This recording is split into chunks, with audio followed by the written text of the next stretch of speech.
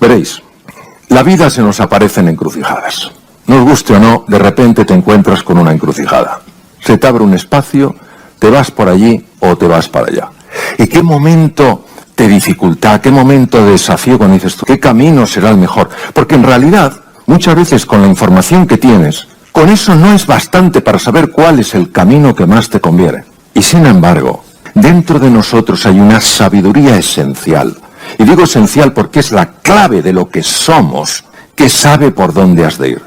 Y en ese momento es que lo ves tan claro, que ningún argumento racional, ninguna información, ningún constructo mental te desvía, porque es claro.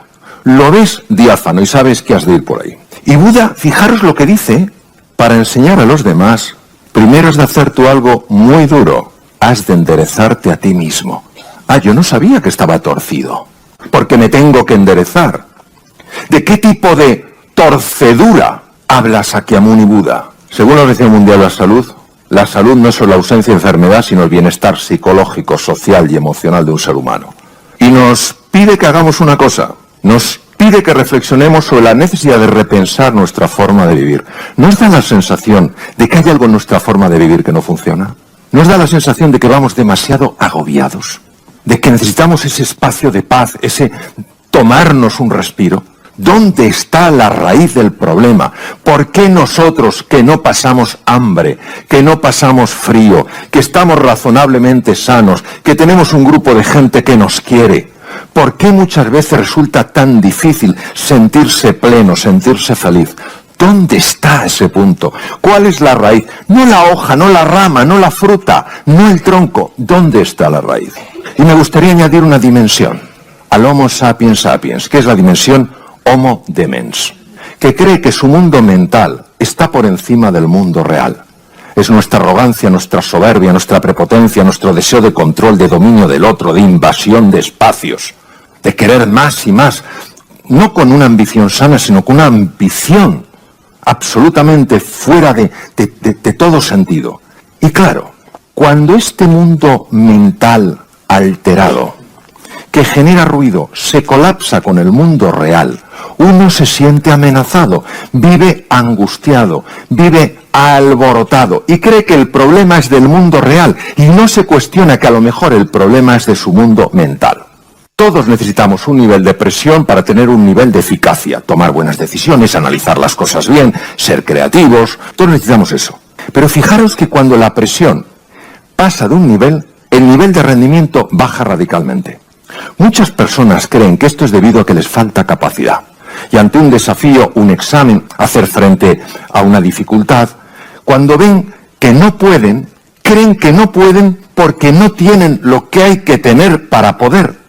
No se dan cuenta de que la parte demens está con su ruido perturbando sus facultades. La mayor parte de la presión no la da el mundo exterior, la genera el mundo interior.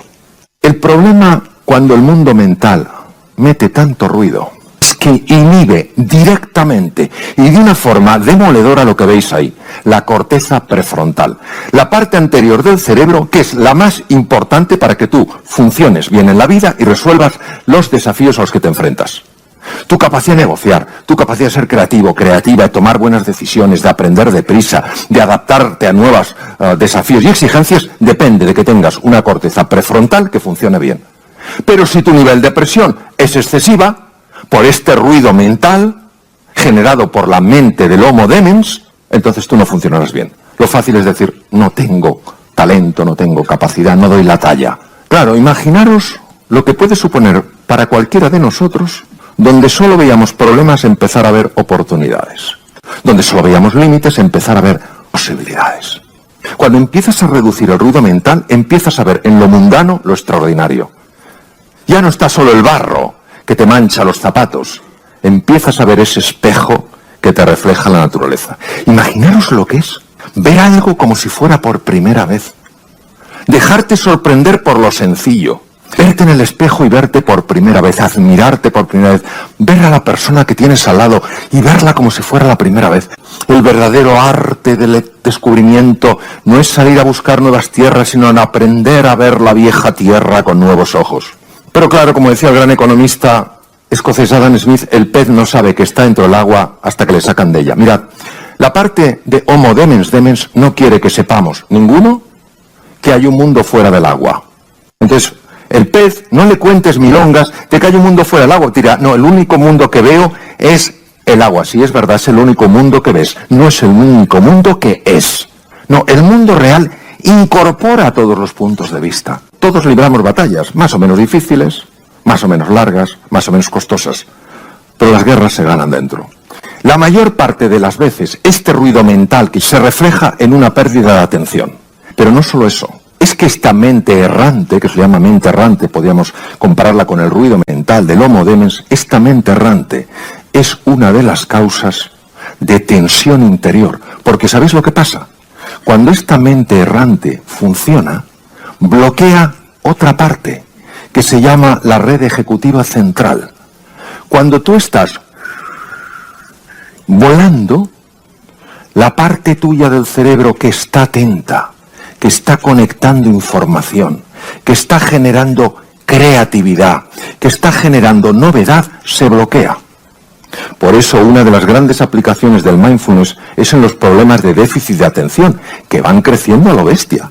Porque claro, esta red lo que hace es que estemos permanentemente inatentos. ¿No veis la falta de atención que hay? Bueno, pues lo que se ha visto es que la práctica de estos ejercicios de mindfulness lo que hacen es empezar a cambiar el circuito. Entonces tu mente errante ya está errando menos, en todos los sentidos. No solamente comete menos errores, sino que además está menos volátil y estás mucho más concentrado, más concentrada, hasta el punto en el que cambia la arquitectura del cerebro. Esto es increíble. O sea, con unos ejercicios donde aparentemente lo único que haces es centrarte en el aquí y en el ahora, en el presente, sean capaces de cambiar la arquitectura cerebral, verdaderamente es algo que a mí personalmente todavía me sorprende.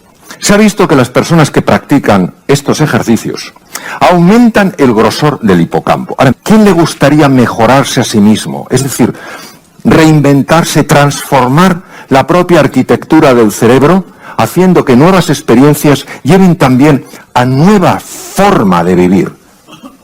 Todo eso lo hace el hipocampo, no está mal. Pues se ha visto, Sara Lazar lo ha demostrado, cómo las personas en unos pocos meses ya se puede registrar un aumento del grosor del hipocampo, la capacidad de cambiar la arquitectura del encéfalo, la capacidad de cambiar su estructura a través de unos ejercicios que lo único que hacen es parar al Homo demens, el ruido. Es algo que a mí todavía me sobrecoge. Richard Davidson ha demostrado algo, que el amor es capaz de reestructurarte el cerebro. Que el amor no es una cosa blandita, azucarada, sino que el amor tiene una fuerza tremenda.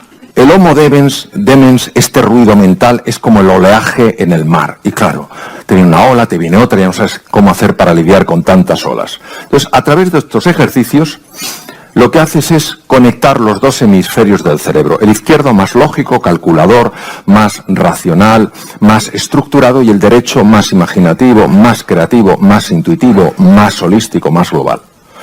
Sabemos que hay cambios en las ondas cerebrales, porque esto se hace con registro electroencefalográfico, y se ve que cuando el Homo demens está funcionando a tope, ese ruido mental, son ondas beta muy rápidas. Es como si el cerebro estuviera casi en un caos. Y a medida que tú vas entrando en el Homo sapiens sapiens, este silencio interior, las ondas se van haciendo más lentas y vas yendo a ondas alfa, a ondas teta, y puedes, lo normal es quedarse dormido, pero puedes llegar, gente muy entrenada, a ondas delta. Es curioso porque en las ondas alfa, en las ondas teta y en las ondas delta, el sistema nervioso parasimpático, acordaros, este que cuida de los tejidos y protege la salud, está especialmente activo. Por eso durante el sueño muchos procesos infecciosos mejoran, porque el sistema parasimpático al activarse activa el sistema de defensa, linfocitos, glóbulos blancos, etc. Lo único que nos piden estos ejercicios es el foco de atención, llevarlo a la respiración y a las sensaciones del cuerpo. Porque el Homo demens, ese ruido, lo que quiere es que le prestes atención, estés ahí diciendo, vamos a ver, ¿esto cuánto va a durar? A ver, ¿esto me va a ayudar a mí para ganar más pasta, sí o no? Ahora me duele algo, ¿me va a quitar el dolor? Entonces ya estás generando tal presión que el proceso se altera. Entonces, ¿qué pasa? Que tú coges y llevas tu atención a la respiración y a las sensaciones corporales. Muchas gracias a todos por venir y os deseo de todo corazón lo mejor, que es lo que merecéis. Gracias.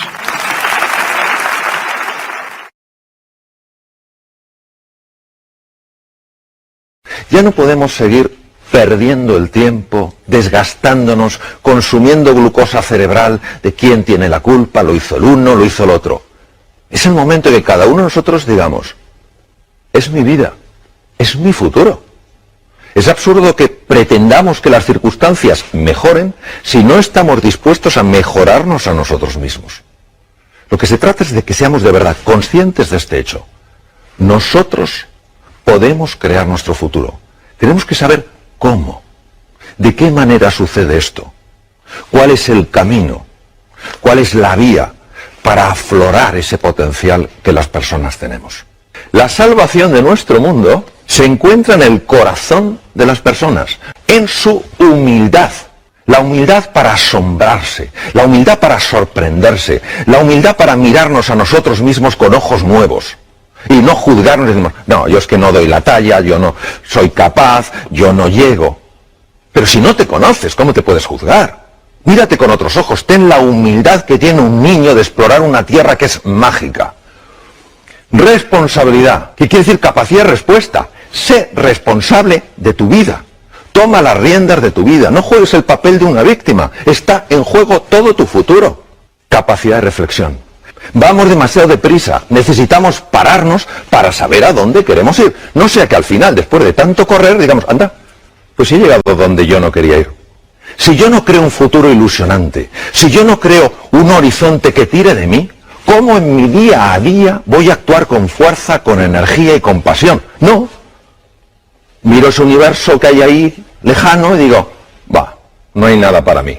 Entonces en mi día a día iré con tristeza, iré con desánimo.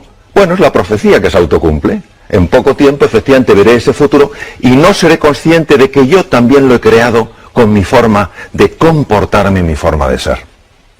Es básico entrenar la mente. La mente es algo de tal complejidad que es muy difícil definirla y mucho menos con 4 o 5 palabras. ¿Qué es entrenar la mente? Lo primero es entrenar la atención. No perdamos más el tiempo enfocándonos en lo que está mal. Vamos a enfocarnos en lo que podría estar bien. No en quién tiene la culpa, sino en qué podemos hacer nosotros juntos. Vamos a usar la imaginación no para generar angustia y preocupación. Ay, ¿cómo va a ser mi vida mañana y pasado? Sino generar posibilidades, algo que nos ilusione. Tenemos que ser capaces, además, de parar ese diálogo incesante que nos pone la cabeza a estallar. Con desesperanza, con desánimo, con desilusión. Necesitamos entrenarnos en la reflexión. Necesitamos entrenarnos en fortaleza mental y en fortaleza emocional. Porque el mundo en el que estamos es un mundo complejo e incierto. Pero una cosa es la complejidad y la incertidumbre y otra es la desorientación. No podemos estar además desorientados. ¿Cómo nos orientamos? A través del entrenamiento mental. La creatividad es básica, todos lo sabemos. ¿Por qué es tan importante la creatividad? Porque es la que te permite aprovechar las posibilidades que la realidad te ofrece para crear un campo de juego que te abra nuevas oportunidades. ¿Pero qué nos pasa? Nos pasa que cuando pensamos en la creatividad pensamos que para ser creativo hay que haber pasado por la universidad, hay que tener 27 másters, etc. Eso no es verdad. La creatividad es consustancial con el ser humano, está en cada uno de nosotros. No hay un solo ser humano que no sea creativo. La clave para la creatividad es la pasión. Tenemos que encontrar esa palanca emocional, ese motivo, esa ilusión que nos levante por la mañana con hambre de hacer algo nuevo, de encontrar la relación entre cosas que aparentemente no están relacionadas. Por eso el estado de ánimo es clave, que creamos en nosotros y en nuestro potencial. Hay que buscar los recursos emocionales. A ver, si somos honestos con nosotros mismos y empezamos a pensar con calado y con hondura, ¿por qué no hemos conseguido ciertas cosas en la vida? Nos daremos cuenta que la mayor parte de las veces no ha sido por falta de conocimientos o falta de erudición, sino porque nos ha faltado pasión, o nos ha faltado compromiso, o nos ha faltado determinación, o nos ha faltado autoconfianza. ¿Qué es buscar esos recursos emocionales? Es en ese abanico de colores irte a tu pasado y decir, vamos a ver, ¿cuándo en mi vida he tenido realmente coraje y seguro que encuentras un momento en tu vida en el que hayas sido valiente y audaz. Tienes que traerlo ahora, tienes que recordar quién eres, porque se nos olvida la grandeza que hay en nuestro interior. Inventar el futuro. La forma en la que creamos nuevas realidades es absurda. Consultamos al pasado y le decimos, pasado, yo he podido hacer esto, y el pasado dice, no, ¿cómo va el pasado a determinar nuestro futuro? Es al revés, ¿cómo hay que hacerlo? Hay que crear esa idea que nos apasione, que nos ilusione, que tire de nosotros, y a partir del futuro empezar a construir hacia el presente.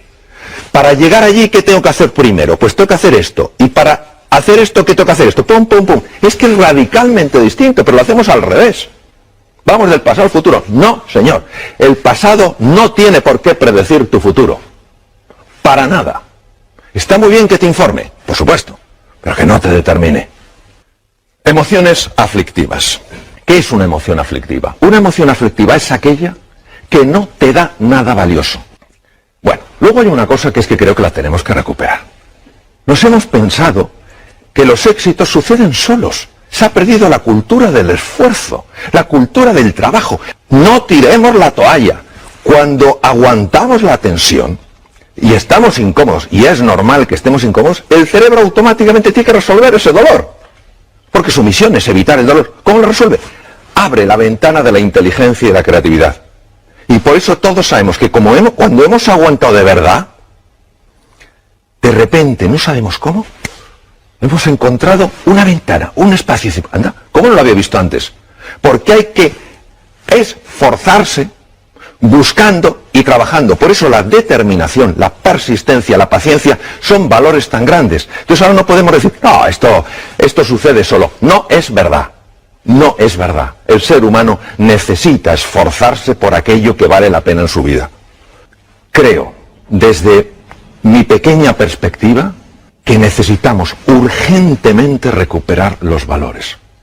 Valores que no dependen de un credo, que no dependen de una cultura, que no dependen de una forma de pensar. Están implícitos en la naturaleza humana. ¿Qué es un valor? Un valor es todo aquello que a mí, como ser humano, me perfecciona. Si la generosidad me perfecciona, eso es un valor.